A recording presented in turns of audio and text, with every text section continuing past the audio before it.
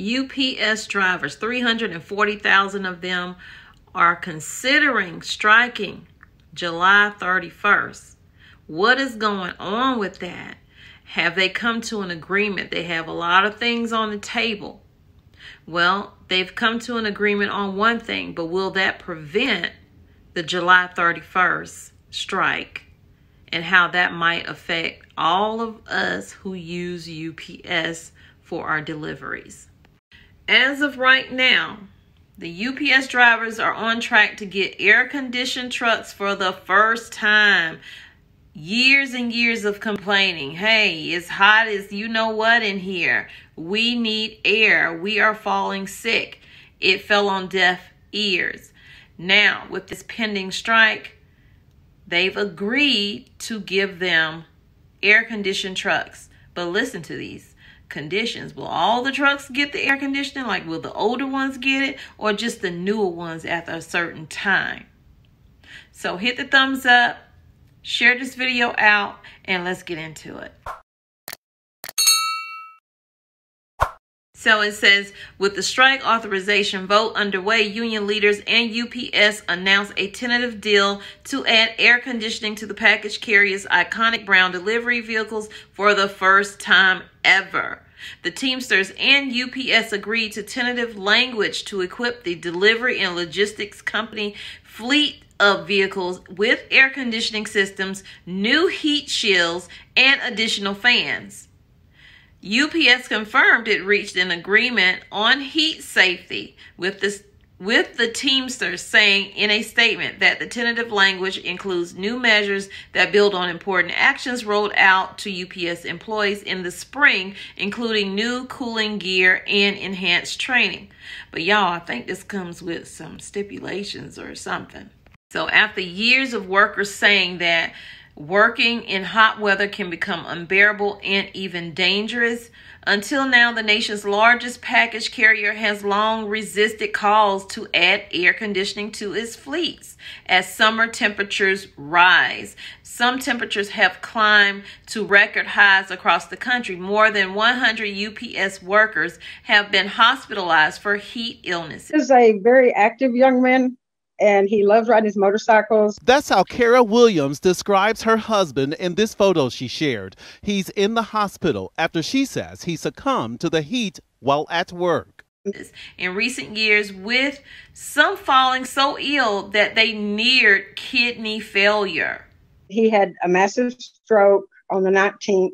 He has been moved out of ICU. However, he is still barely conscious. Anthony Montgomery is a delivery driver for UPS. He's one of the many drivers represented by Teamsters Local Union 767 in Fort Worth. Now, this is just a tentative agreement. This is what they agreed on, the leaders, but the workers have not co-signed yet to say if they agree with it, because they're asking for more than just air conditioning units. Not units, air conditioning in their vehicles. So it says the tentative agreement would require in-cab air conditioning in most UPS delivery vehicles purchased after January 1st, 2024. And I'm trying to emphasize that because that ain't helping them right now. Fort Worth. Union President David Reeves is seriously concerned about drivers like Anthony working in non-air-conditioned trucks, calling it just too dangerous. And it's not going to be in all of the vehicles. It's only going to be in some of the vehicles. So 2 fans would also be installed in package cars, which the union said make up most of the company's 93,000 vehicle fleet. We've had several employees over the last several weeks have to be hospitalized due to specifically heat-related injuries. Now, the newer vehicles would also be equipped with exhaust heat shields, and existing and newly purchased package cars would be fitted with air induction vents to alleviate extreme temperatures in the back of the vehicles, because UPS workers have said that that is where the majority of their heat is when they have to go into that back. The temp is unbearable. It's like going into a sauna. Some temps have reached 126 degrees. In other areas, it has reached 150 degrees. Reeves shared UPS truck temperatures from July, showing 123 degrees. Temps in another truck reached 135 degrees, and in this truck full of packages shows 155 degrees. So this deal, if the workers agree upon it, okay, the Teamsters agreed upon it, but the workers didn't agree upon it. So news of the tentative heat safety deal could lower the likelihood of a nationwide strike that workers have threatened, as broader negotiations over a new 5-year contract covering some 340,000 UPS employees continue ahead of a July 31st deadline. Unionized workers have been voting since last week on whether to authorize a strike, with results set to be announced on Friday. So we're going to stay tuned for that and see what's going to happen. I believe it's going to be another difficult month. Part of the statement from UPS states, drivers are trained to work outdoors. Preparation, rest, hydration, and maintaining good. The vote, which wouldn't automatically trigger a work stoppage if approved, is a common bargaining tactic that aims to boost the union's leverage. But if it happens, boy, oh boy. So it says, still, a vote in favor would move UPS workers one step closer to potential nationwide work stoppage. Work stoppage, which could be called as soon as August 1st, the day after the current contract expires. That, experts say, could deal a fresh blow to the U.S. economy, even as inflation cools. Now, I don't know about that. Back up, pump your brakes. They always talking about inflation cooling. I haven't seen it.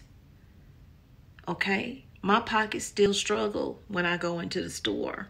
My budget is tighter than a tight end. Okay? On the team. It's tight. Okay? Ain't nothing getting up in there.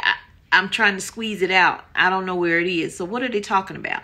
Also, it's saying if this happens, this could upend the back-to-school shopping season. Logistic experts have warned that a protracted strike would likely disrupt more deliveries than top rivals, such as FedEx or the U.S. Postal Service, could absorb. And it will upend the back-to-school shopping season. So let's hope this don't happen. Let's hope this don't happen. Even one day of strike by UPS would have a significant impact on delivering those orders. If UPS and Teamster leaders can't reach a contract agreement in time and workers opt to walk off the job, it will be the largest single employer strike in U.S. history. The last UPS strike, which lasted 15 days in 1997 and centered on securing better wages and job security, cost the company $600 million in revenue, but resulted in employee gains on both measures. The rise of e-commerce, accelerated by the pandemic, has reshaped the UPS workers' demands this time around. So they got a little bit more leeway because of it. And I guess that's why they agreed to the air conditioning. Child. Are they going to agree to the rest of it?